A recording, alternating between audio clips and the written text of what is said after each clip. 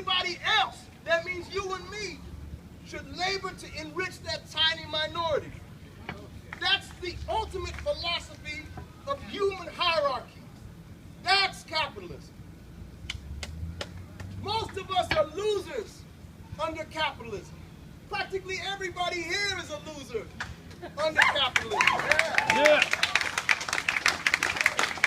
But some lose much more than others. Some lose much more than others. That is why black and brown people, who are among the most exploited victims of capitalism, have always been among the staunchest foes of this system. How can we begin to dismantle this system? Well, in many ways, it has already begun to crumble. Isn't that correct? It's already begun to crumble. In recent years, capitalism has gone from crisis to crisis. Elites have generally managed to insulate themselves, in part through austerity measures and too-big-to-fail bailouts. But the volatility of the system scares even them. They're scared as hell. What is even scarier to them is that much of the world is now in open revolt. Open revolt against predatory capitalism, the form that has controlled the world economy since the late 20th century. Europe is at the center of finance capital. But what European country is not now experiencing some form of popular rebellion? Can you name one? Because I can't. Hell, in France, they fill the streets every day. They refuse to go home. You've had rebellions in Latin America. You've had rebellions in parts of Africa, South Africa, for example, and in other regions. All these uprisings have their particular impetuses and demands, but they all reflect a global economy that is rigged to enrich a few while enslaving the masses.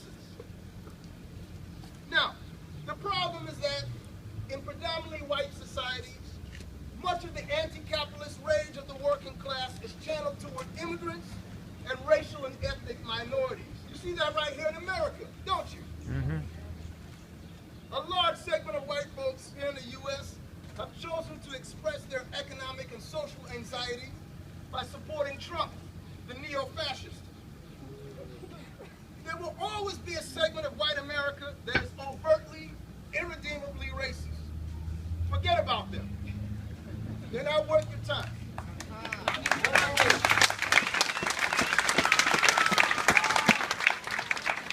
There's a much larger segment. Some of them are gathered right here. A segment of white America that considers itself enlightened. They outwardly reject the symbols of white supremacy. Yet they aggressively protect their white privilege. They aggressively protect their white privilege. And deep in their heart, they despise your blackness more than anything else. Forget about those folks, too. Forget about it. There's a sliver of white America that hates white supremacy and that hates capitalism. Even if they don't have the vocabulary to call it white supremacy or to call it capitalism, they hate it with all of their hearts. These are the folks you need to organize with. These are the folks you need to get with. You don't have to start there, and you sure shouldn't end there. You got to organize with the multiracial Fight for 15 movement. The folks pushing for a $15 minimum wage.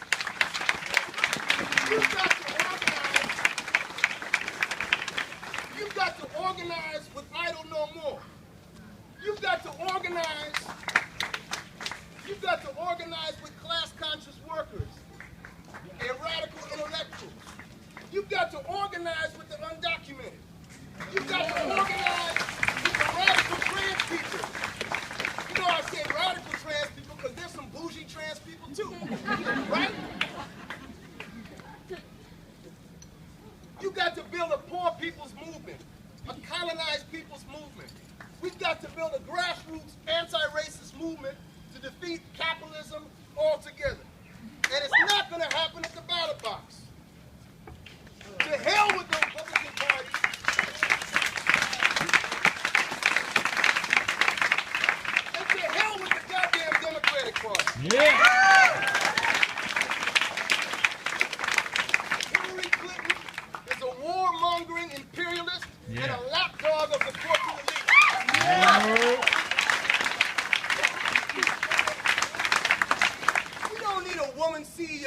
capitalism. Hell, you had a black CEO of capitalism. What did that get you? We need a new system, y'all.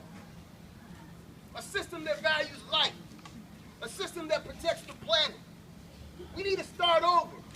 We need to hit the restart button. Don't ask Obama to hit it.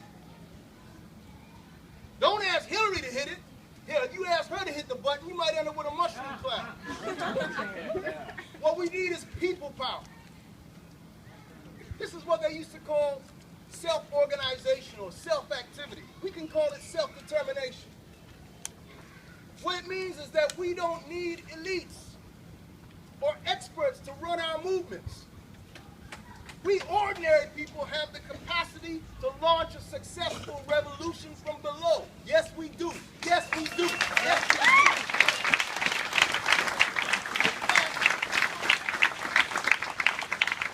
In fact, a successful people's revolution has never been launched from above. It has never been launched from above. Stop looking to those elites. I don't care what color they are. What we need is radical imagination. What we need is revolutionary optimism. What we need is the audacity to envision a society that is organized around human need, including the need to walk the streets without fear of being executed. I don't care what you call it. I don't care what you call that system. But let's get busy organizing. I leave you with the words of our sister Assata Shakur. We have a duty to fight for our freedom. We have a duty to fight for our freedom. We have a duty to win. We must love and support each other. We have nothing to lose but our change. Repeat after me. We have a duty to fight for our freedom. We have a duty to fight for our freedom. We have a duty to win. We have a duty to win. We must love and support each other. We must love and support each other. We have nothing to lose but our chains. We have nothing to lose but our chains. We have a duty to fight for our freedom. We have a duty to fight for our freedom. We have a duty to win. We have a duty to win. We must love and support each other. We must love and support each other. We have nothing to lose but our chains. We have nothing to lose but our chains.